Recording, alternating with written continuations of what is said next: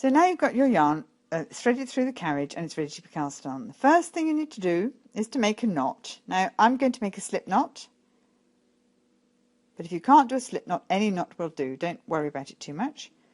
Put it over the needle that is furthest away from the carriage, the opposite side. So your carriage is on the right, you want it to be on the left hand needle, and that, because it's a slip knot, it will sit on there quite nicely. And slide it back right to the back of that needle. Now you're going to make what's called an E-wrap cast on. So if you imagine you were looking at it from the needles from straight ahead, I would be drawing a lowercase e around the needles with the yarn. So I start off, I've got a loop around the first needle, I miss one, and I come up between the third and the fourth needle and go back over. And I make a loop around that third needle. You can see it. There's quite a loose loop, but I want to keep it so that it will slide up and down the needle, but it isn't too tight. So I'm going to use my left finger to push it back against the gate pegs and hold the loop secure. And then I'm going to miss a needle, and I'm going to come up between the next two needles and go back over the first one. So then I miss a needle, and then I come up between the next two, and I go back over the first one of those two. Miss a needle, come up between the next two, and go back over it, over the first one. So miss a needle, come up between the next two, and go back over the first one of those two.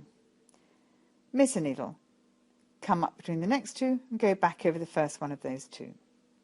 So what you're getting, if I just pull them out to show you, is you've got a loop, miss a needle, a loop, miss a needle, a loop, miss a needle. So we're only wrapping this E-wrap onto the every other needle, and this just makes it quicker for you. You can E-wrap onto every needle, but if you do that, it will be slower. It will give you a neater cast on, but as we want to get cracking, I think it's better to do it every other one. So I'm missing a needle here, then I'm coming up between the next two and going over. I'm using my left hand to stop me pulling that loop too tight or leaving it too loose. Because if you pull it too tight, when you take the carriage across, the hook and the latch of the needle will split it and burst the stitch. So you want to keep it loose enough so that the hook and the latch, when they're joined together, can pull through. And I've got an odd stitch here, so I'm going to E-wrap both of them at the end there. Just make sure the needles are level, push all the stitches back against the gate pegs. Check my tension, which I've done already, but just double check it. And now you're going to take your carriage across. And you want to keep this yarn here that's between the end needle and the carriage as straight as possible. So in order to do that, you pull up gently on your yarn and see how that's staying nice and straight.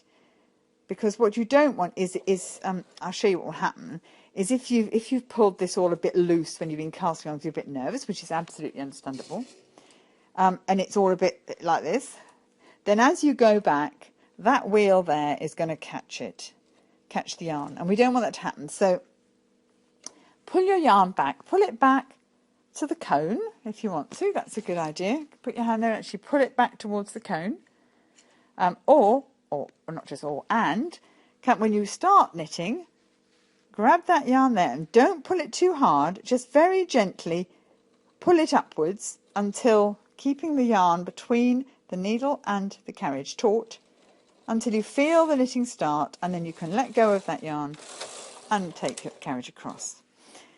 And you end up with your first row of knitting here.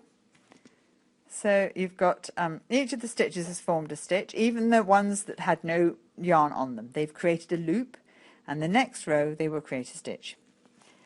And before you go back, to make it easy for yourselves, you're going to bring the needles forward. So push down below the first three needles and bring the needles out through the stitches. You can do this in 3s or 4s, however you feel comfortable. Not much more than that. You can use your thumb, use your fingers, and what you're doing is you're holding the stitches downwards and pulling the needles out in order to make nice clean stitches. And this will help your next row knit. So now we go back and we pull up the yarn slightly, as I suggested before. Go back across, and it's made the second row of stitches.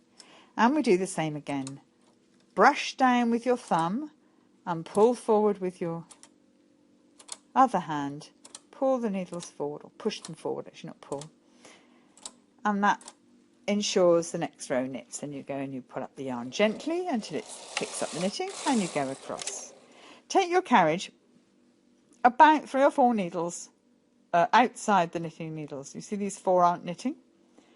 That will ensure that the carriage returns properly without making a mess of the edge of your knitting. So you go back and you brush down and you push out. I find about 4 or 5 needles being brushed down, stitches being brushed down, and 4 or 5 needles coming out works very well, but it will depend how you feel. And now back. And now what you've got is a small amount of knitting hanging off your machine here. You probably want a few more rows in order to get enough to hang some weights on. So you brush down and you pull out the same again.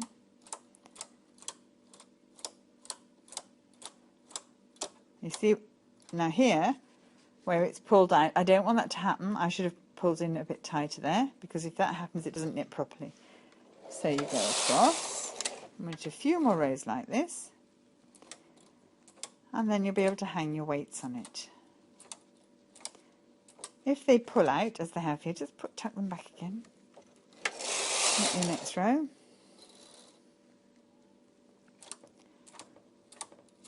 A few more rows. There we are. Go across. And now you've got enough knitting hanging off there to hang your weights on. And you just hang them at the end here and at the end here.